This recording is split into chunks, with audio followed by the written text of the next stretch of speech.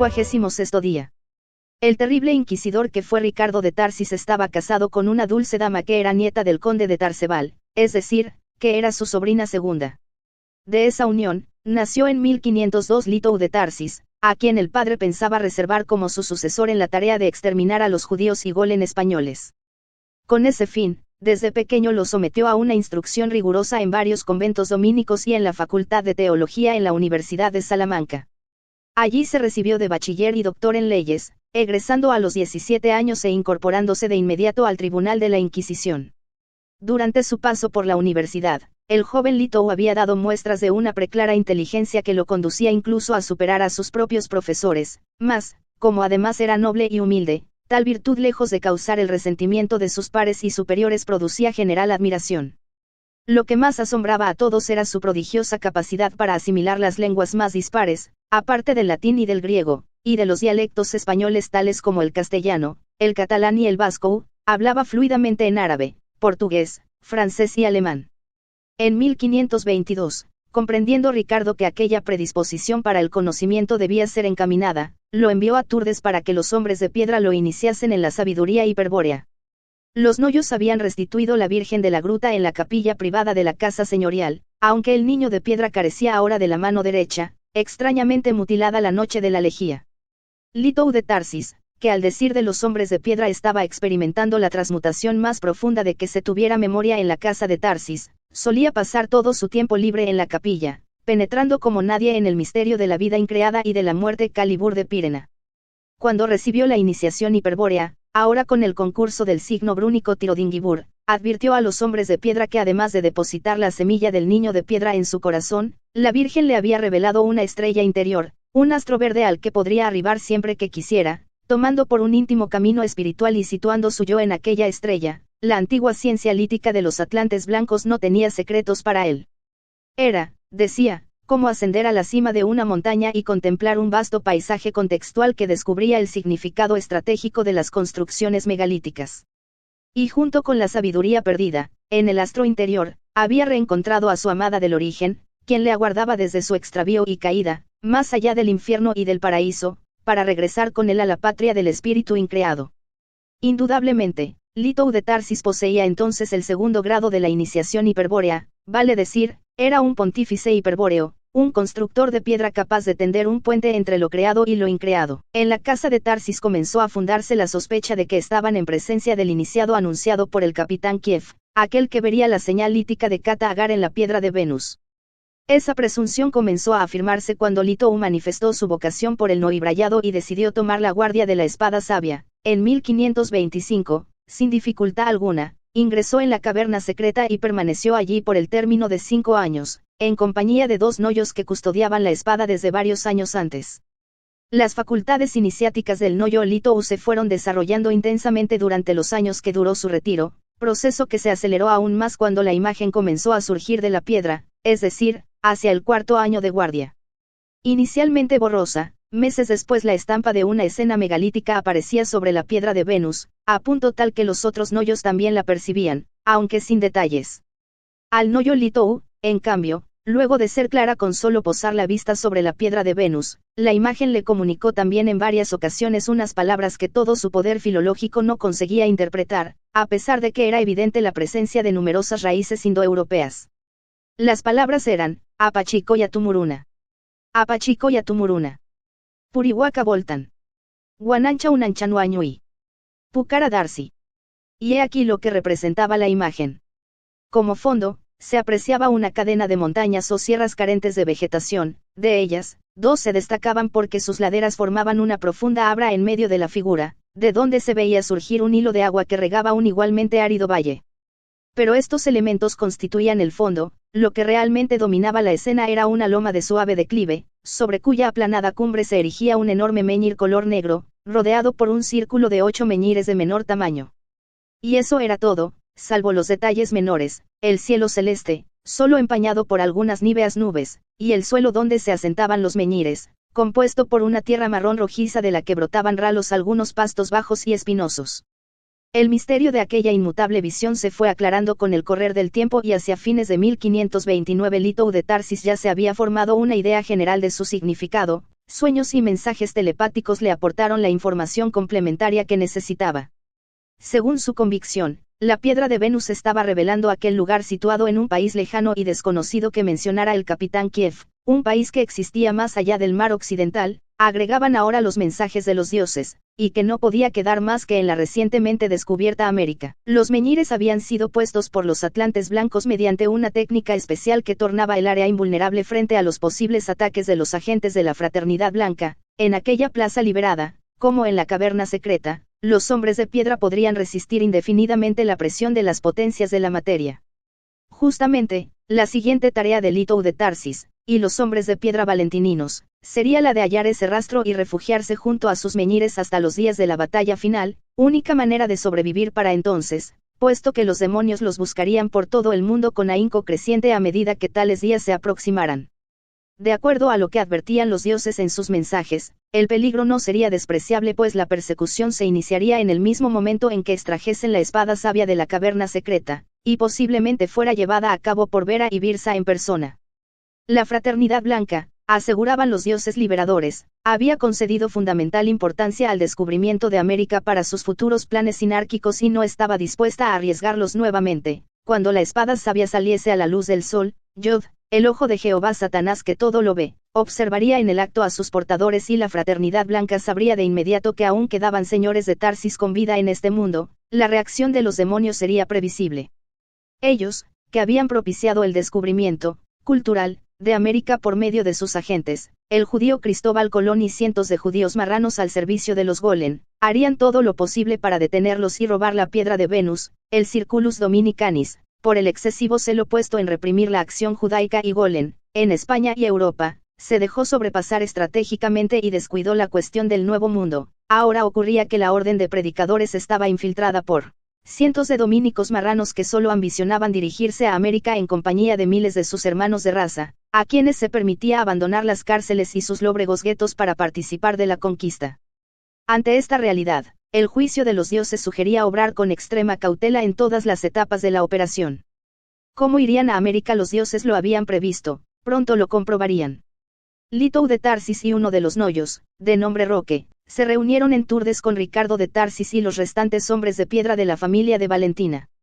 Todos estuvieron de acuerdo en que se había cumplido la profecía del Señor de Venus y que el ansiado momento de partir se hallaba próximo. A Leto de Tarsis le correspondería el alto honor de transportar la espada sabia al sitio dispuesto por los dioses. Pero no todos podrían partir. Ricardo de Tarsis estaba viejo para emprender semejante viaje, y en situación análoga se encontraban otros 2 caballeros y 2 damas. Una dama más joven, sin embargo, podría acompañarlos pero solo hasta algún poblado, porque sería difícil que se le permitiese integrar una expedición militar. Y aparte de los 3 noyos, también estaban en condiciones de ir 2 frailes dominicos, que oficiaban de inquisidores junto a Ricardo de Tarsis. Si todo salía bien, los viajeros mandarían a buscar a los que se quedaban, en caso contrario, estos se unirían a la estrategia de la rama alemana de la familia. El problema del viaje, como dije, se resolvió fácilmente gracias a la providencia de los dioses, pues un joven explorador alemán, al servicio de la casa Welser, era un pariente lejano de los señores de Tarsis. Nicelos de Federman, en efecto, ostentaba el linaje de los señores de Tarsis austríacos por la línea materna y estaba entonces en América. El rey Carlos y emperador Carlos V de Alemania, contrajo una deuda de 150.000 ducados con la casa Welser de Augsburgo firmando, como una suerte de garantía real, una capitulación en Burgos por la que se autorizaba a dicha banca a establecerse y explotar una región de América. Tal región era la comprendida por el actual territorio de Venezuela, desde el Cabo de la Vela hasta Maracapana, y la compañía se imponía la obligación de fundar 2 ciudades y 3 fortalezas, en las que podría nombrar un gobernador o adelantado con la anuencia real. En el año 1527 Juan Ampués fundó allí la ciudad de la Vela de Santa Ana de Coro, donde se instaló en 1528 Ambrousches de Alfingue, el primer gobernador nombrado por los Welser, quien llevó como lugarteniente a Nicelos Federman. En 1530, luego de aquella reunión de Leto de Tarsis con los hombres de piedra para decidir el viaje a América, descubren por medio de noticias provenientes de la rama brunaldina la existencia de aquel pariente, y se ponen en contacto con él a través de la lenta correspondencia que los dominicos mantenían con los frailes misioneros. Se procuraba, en todo caso, no arriesgar información de ese modo y por eso las misivas solo se referían a la necesidad de sostener una entrevista personal con el explorador por motivos vitales que entonces se aclararían. Algo difícil de concretar en esos días debido a que Federman concurría en peligrosísima exploración al corazón de la selva venezolana en busca del oro de los indios. De todos modos, los señores de Tarsis se trasladaron al puerto de Sevilla y comenzaron a preparar su propia expedición, descontando la ayuda de Federman. En este caso la suerte sonrió a los señores de Tarsis en 1532, aunque no hacía Ambrosches de Alfingue, al que una flecha con curare envió a mejor vida.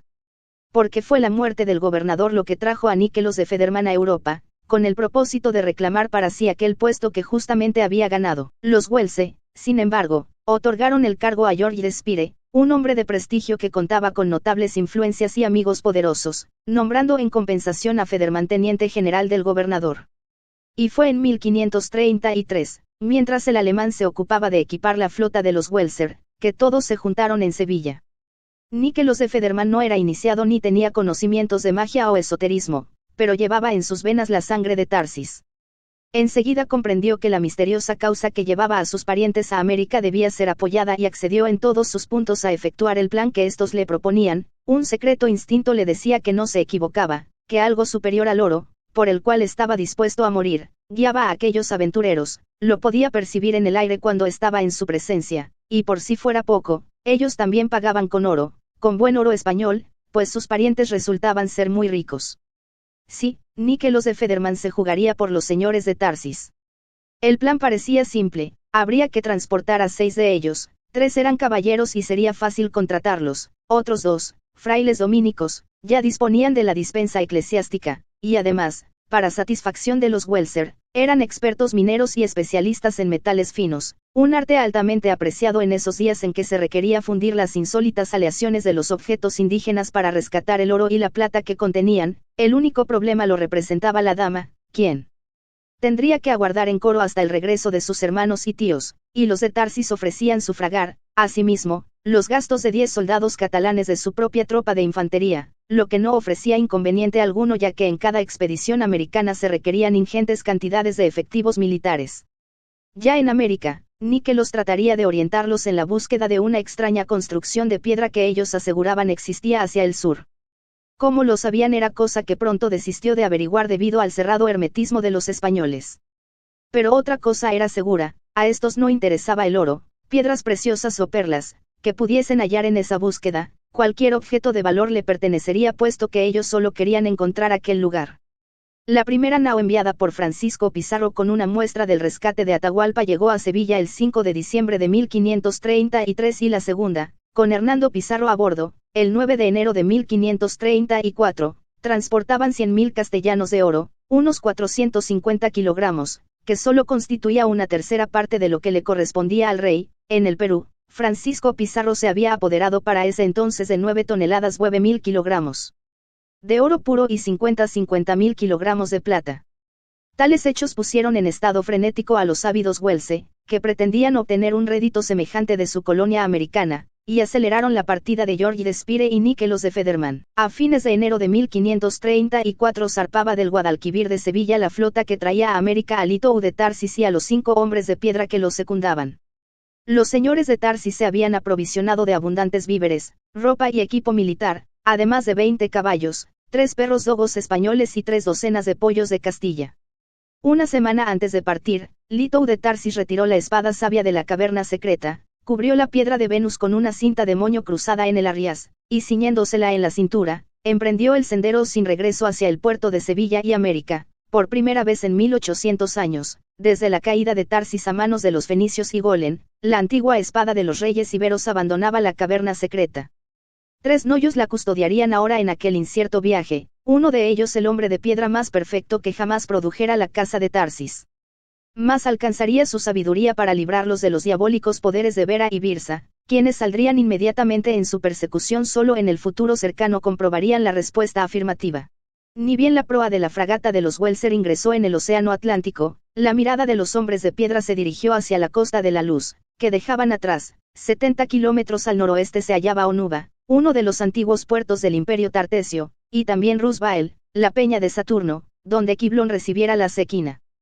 Los 6 estaban apoyados sobre una barandilla de la amurada de estribor, pero sus mentes viajaban hacia Onuba, en la confluencia de los ríos Tinto y Odiel, y luego subían por el Odiel, hasta Turdes, y se detenían en la ciudadela de Tarchis ahora nuevamente viva y poderosa en el escenario de la imaginación. Veían a sus antepasados, los reyes iberos señores de Tarsis, sostener con el compromiso de sus vidas las pautas del pacto de sangre. En soledad, aquella estirpe se había enfrentado a todo y a todos para cumplir con la misión encomendada por los fundadores atlantes blancos, para mantener la lealtad a los dioses liberadores, una soledad que es el precio a pagar por quienes son en verdad extranjeros en el universo, por aquellos que exhiben la intrepidez de Nimrod y el valor de sus guerreros casitas, por quienes poseen o buscan la sangre de Tarsis, la soledad absoluta, que en la tierra deben padecer los guerreros sabios, los iniciados hiperbóreos, los hombres de piedra, los espíritus increados, y la mente se dirigía entonces al cerro Char, frente al rostro de piedra de Pirena, en la época en que el misterio del fuego frío se oficiaba libremente y los elegidos concurrían de todas partes del mundo para morir o encontrar la verdad desnuda de sí mismo, la fraternidad blanca, la orden de Melquisedec,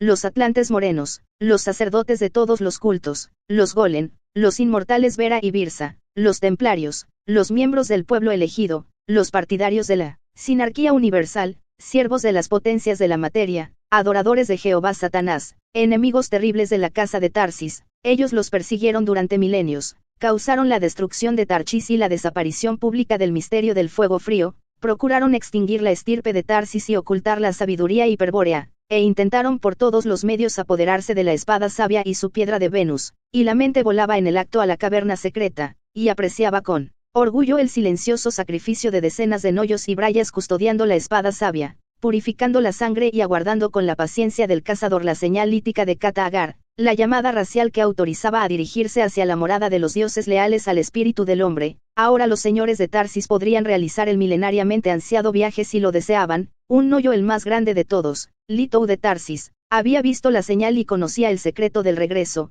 pero los señores de Tarsis no partirían aún, aguardarían todavía un tiempo más, un instante de la historia, hasta la batalla final. El capitán Kiev, un señor de Venus, les comunicó que Nabután, el señor de la guerra, consideraba a su mundo como el más real de todos los mundos posibles, y en ese mundo, en este mundo, ellos habrían de contribuir a protagonizar la última batalla de la guerra esencial, junto a su enviado, el gran jefe blanco, el señor de la voluntad y el valor absolutos, y hacia allí iban los señores de Tarsis, hacia una plaza liberada megalíticamente por la sabiduría hiperbórea de los atlantes blancos, un lugar donde resistirían con la espada sabia hasta los días de la batalla final, y la mente regresaba así, nutrida de determinación y valor, hasta los hombres de piedra que se alejaban de la costa española en una fragata de la flota de los Welser.